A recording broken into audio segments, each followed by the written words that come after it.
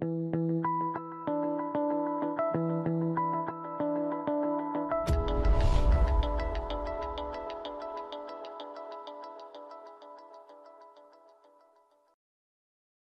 Card Runners Training. This is John back bringing you part 2. And this is the Size Does Matter hand history review. We just finished up this King Jack hand. So let's go on, move on. All right. We have a min raise under the gun. I'm going to peek in and see what this guy's up to here. They're raising a decent bit under the gun. They have not folded to 3-bet yet, and I assume for them to be tighter, so I'm going to have to give them credit here and not attack them yet.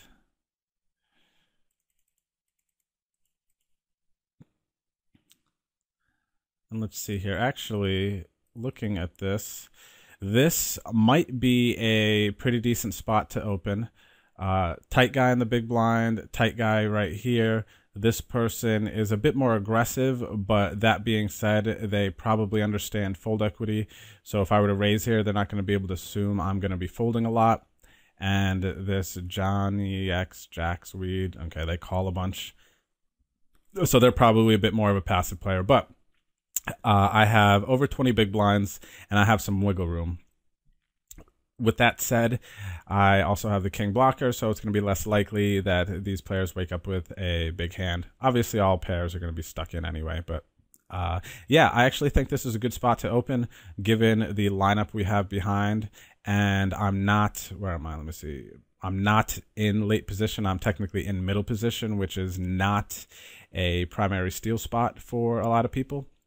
So I think this is actually a good spot to min raise and fold to any action. I think I'm going to pick it up enough at the time to make it profitable. And if I have to raise fold, then it's not a big deal. I can still raise fold a few times if I wanted, 3-bet shove. You know, I'm not decreasing the utility of my stack in a super negative way. And yeah, if I raise, I might be getting good odds to call one of these guys, but that doesn't really matter. That's not the point. I would not want to expose my hand in the situation. It's all about exploitation, and I don't really care about the pot odds because I'm just going to maintain my stack and find a better situation. I think more often than not, everyone will fold. Then, so if everybody wasn't going to fold and these were aggro guys that were just going to shove and or just calling stations, then it's a little bit different, and I would prefer a fold. But in this type of lineup here and situation, I actually think this is a cool spot to open and not expect to get too much resistance. And yeah, probably would have worked. This guy just shoving the button, folded around to him. It could be anything, even though they're tighter. And, you know, some of these spots are, you know, if you're multi-tabling, it's going to be super tough to see. You're going to see your hand, middle position, short stacks, behind, like, okay. But, you know, looking at it now, they're tighter. And I definitely think that it would get through a lot more than we would want. And one thing, too, I mean, that I want to talk about real quick, not only for you as the viewers, but even to remind myself, but there are a lot of situations. Well, basically what I'm trying to say is that we're gonna make mistakes in tournaments. Like, it doesn't matter who you are, you're gonna make mistakes. So from a strategical standpoint, if we assume everybody's gonna make mistakes in a poker tournament, you know, let's gauge what types of mistakes we can make. And in a very simple sense, I look at it this way, is you can make small mistakes or you can make big mistakes. The ones that cost us the most are obviously the big mistakes.